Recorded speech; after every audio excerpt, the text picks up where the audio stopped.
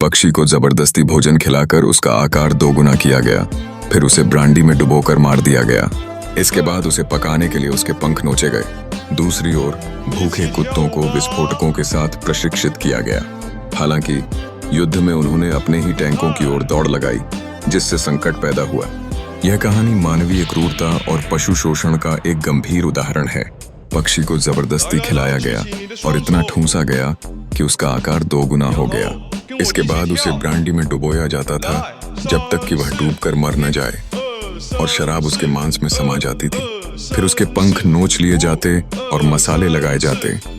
उसके बाद उसे उसकी अपनी चर्बी में पकाया जाता और खाने से पहले सिर पर एक कपड़ा डाल लिया जाता।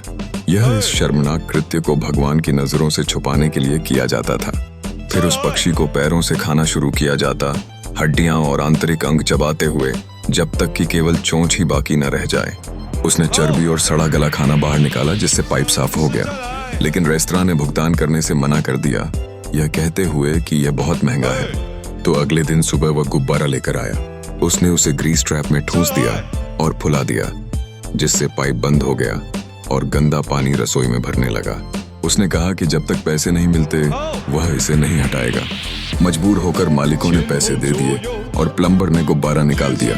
कुत्तों को विस्फोटकों से बांधा गया और उन्हें भूखा रखा गया और टैंकों के नीचे चारा रख दिया गया। भूखे कुत्ते भोजन की तलाश में टैंकों के नीचे भागना सीख गए। फिर बमों में ट्रिगर की छड़ लगाई गई और युद्ध में कुत्ते दुश्मन के टैंकों के नीचे भागते, ये सोचकर कि वहां कुछ खाने को मिलेगा। छड़ वाहन के किनारे से टकराती और बम फट जाता, जिससे दुश्मन मारा जाता। लेकिन जब इसे युद्ध क्षेत्र में आजमाया गया तो कुत्तों ने दुश्मन के टैंकों की अनदेखी कर दी। इसके बजाय वे अपने ही टैंकों की ओर दौड़े, क्योंकि उन्हें उन्हीं पर प्रशिक्षित किया गया था। दुख की बात है कि सैनिकों ने उन्हें गोली मार दी, इससे पहले कि वे अपने ही टैंक उड़ा देते।